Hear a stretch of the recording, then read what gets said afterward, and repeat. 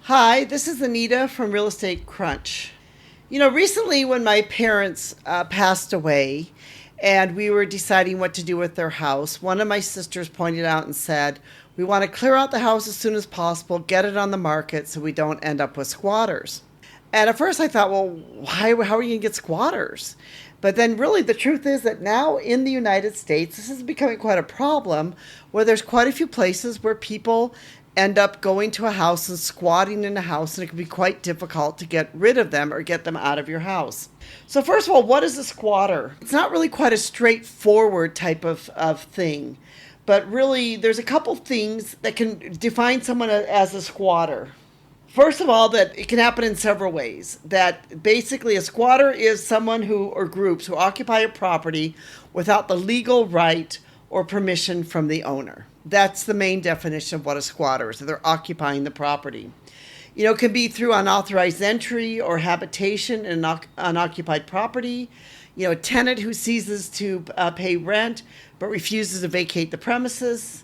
Roommates or subtenants who overstay, that they refuse to get out, even though they don't have a lease agreement anymore. Victims of real estate scams who are deceived into paying for property rights that the seller did not possess, and so they feel like they own the property, so they refuse to. And individuals asserting of a false entitlement to reside on the property. A squatter is not the same thing as a trespasser, and it's good to understand the differences between the two. Even though squatter and trespasser may appear to be the same thing, they are actually legally, they are different.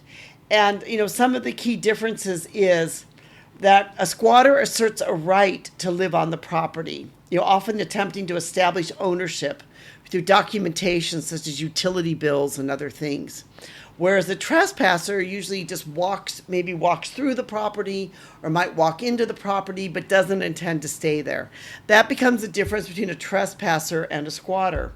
So squatters and the rights of squatters actually becomes very complex because, there are some rights of a squatter that which actually is quite interesting. The squatters have some rights. That's why in the United States, removing a squatter is not necessarily a simple process. You can't just go into your home if somebody's squatting there and throw their property out on the street and then say, I'm taking my home back. You can't do that. You could be in legal, jeopardy doing that.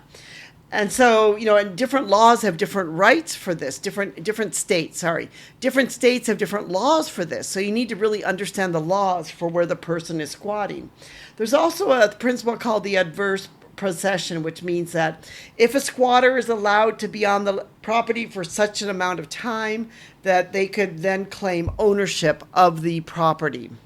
So there's a couple things to address the squatter's issue, and there's two. I'm gonna look at it in two ways. One is if you have a squatter, what do you do?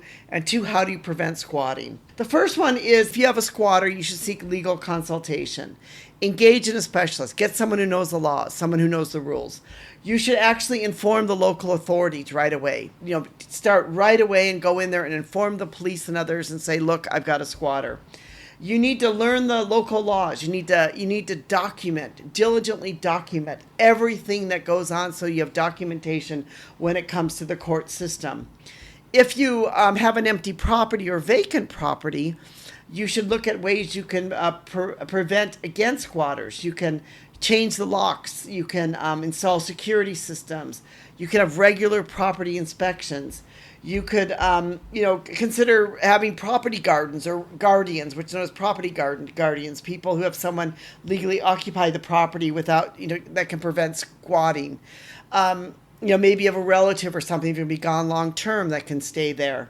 Or you can explore rental options so that, you can, rent it out legally and then you won't have the squatting issue. We've written a blog post on this, which is called Navigating Squatter Issues, Understanding Resolving Unauthorized Occupancy. we'll put a link in the description below if you'd like to read more about this. But this really is a problem that is a real problem that is happening quite a bit now. So it's something that if you are a property owner, you have a vacant property that you should look at and consider, and you should take preventative measures to ensure that you do not have a squatter that goes onto your property. This is Anita from Real Estate Crunch. Thank you so much for listening. We really do appreciate you listening to us. Hope you give us a thumbs up, subscribe. We'd love to have you part of our community. And we'd love to hear from you if you have any questions or comments. Thank you so much. We know without you, this would not be possible.